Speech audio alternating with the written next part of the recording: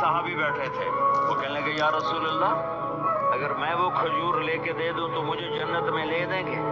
آپ نے کہا ہاں تو مجھے لے کے دے دے میں تمہیں لے دوں گا۔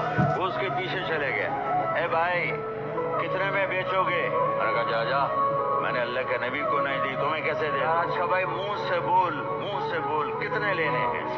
تو اس نے جان چھڑانے کے لیے کہا کہ اپنا سارا باغ مجھے دے دے، کھجور لے لے۔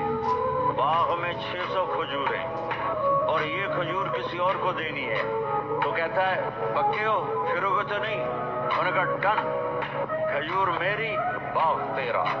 وہ بھاگے آئے، یا رسول اللہ میں نے سودا کر لیا۔ کہا کیسے کیا؟ کہا سارا باغ دے کے کھجور لے لی۔